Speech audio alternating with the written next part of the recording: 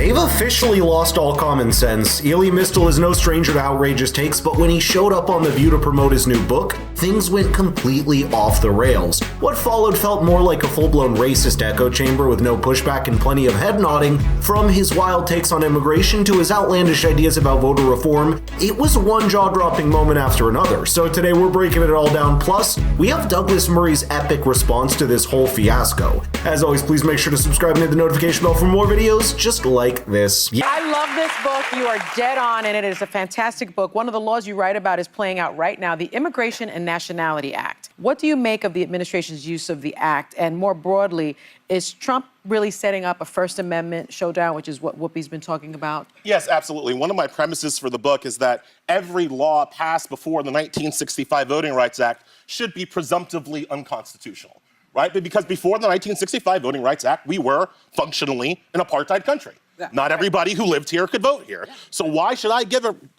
about some law that some old white man passed in the 1920s, like the Immigration and Nationality Act? When they passed our fundamental immigration law, Congress said in real time that they needed the law to prevent the, quote, mongrelization of the white race by the inferior races.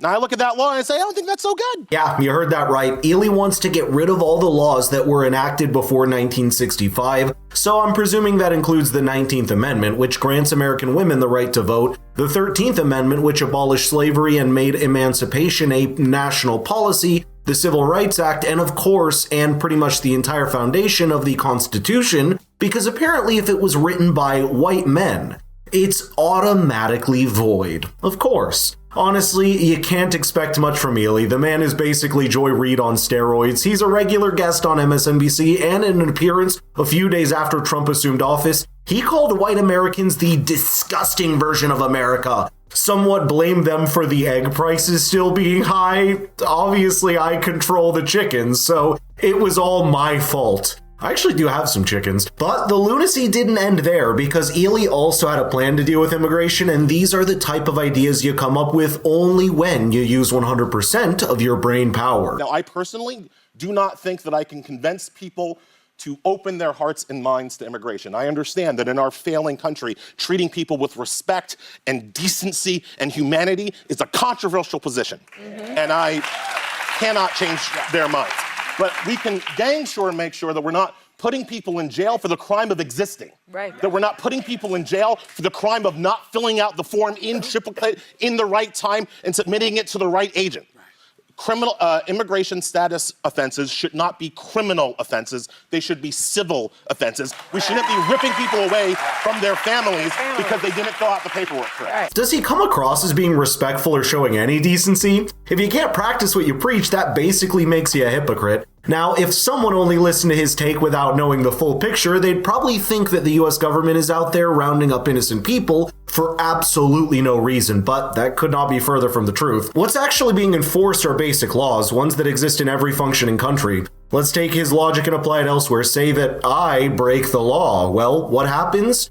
I get punished. That's not oppression, that's just upholding the law. If you don't uphold your own regulations, that means you're tacitly encouraging more and more people to break them, which only leads to chaos. Seeing his absurd takes, Alyssa Farah-Griffin decided to bring him back to the ground and gave him a chance to give a realistic answer, and needless to say, he blew it off. So what do you see as sort of the marginal changes that are actually really tangible and realistic that could be put in place in the next few years? I argue that we should eliminate all voter registration laws. Now, that might not sound realistic to you, but I promise you that it is, because we already have voter eligibility requirements, right? An eligibility requirement would be like an age limit, right? 18 to vote, I might say you should be 16, but I'm not gonna say 8. I've got an 8-year-old who does knock, but I've got an 8-year-old, right? We don't want them voting. But once you meet the eligibility requirement, why can't you automatically be registered to vote? That's right. Having the second step of voter registration needlessly suppresses the votes for no real benefit. Some people might say like, oh, it prevents voter fraud. First of all, no, it doesn't. Second of all, voter fraud doesn't exist. Right? If I say I want to go fishing somewhere, and you say, you can't go fishing there. I say, why? Because the Loch Ness Monster might get you. Like that. Shut up. That's not a good reason to have a law.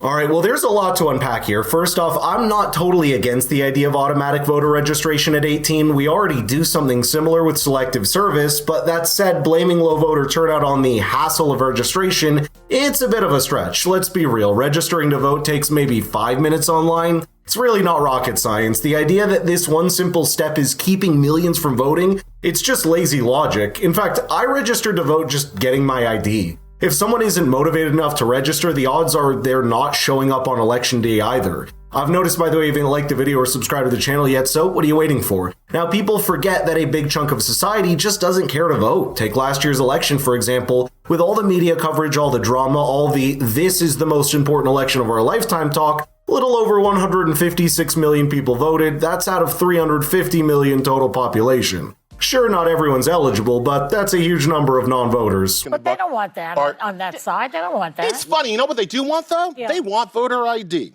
Yeah. They're all hot for voter ID as the thing that is going to secure the election. So I say, if voter ID is so important to you, if you think that that's what it takes to secure an election, let's make a trade. Can I ask one follow-up? You get Good luck. you get voter ID, and I get mandatory automatic registration. Who says no?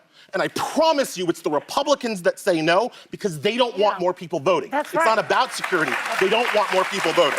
My man really saw the "let's make a trade" meme and thought it was original enough to recycle on national television. But what's even wilder is how he's full of contradictions. One minute he's preaching about the importance of voting, and the next he's actively against measures that would help ensure the process is secure and trustworthy. You can't have it both ways, and just to fact check him real quick, higher voter turnout in the last election actually helped to the right. Even the Associated Press acknowledged that, so his whole argument falls apart. Second, you bring in actual data, and to wrap things up, we have Douglas Murray reacting to his entire fiasco, and he actually sums it up perfectly. I always like to, when you see performative idiots like that doing their thing, I always like to sort of try and just take it and see if it would work any other way around. Is there any country on earth that you would allow someone to say, these laws don't matter because they were written by black men? I can't think of it. It would seem rather distasteful to my ears. It would sound rather demagogic, rather even, you might say, racist. This guy is as ridiculous as he looks, and I don't think we need to pay much heed to him. He's dismissed himself by the words he uses and by the racism that he likes to scream.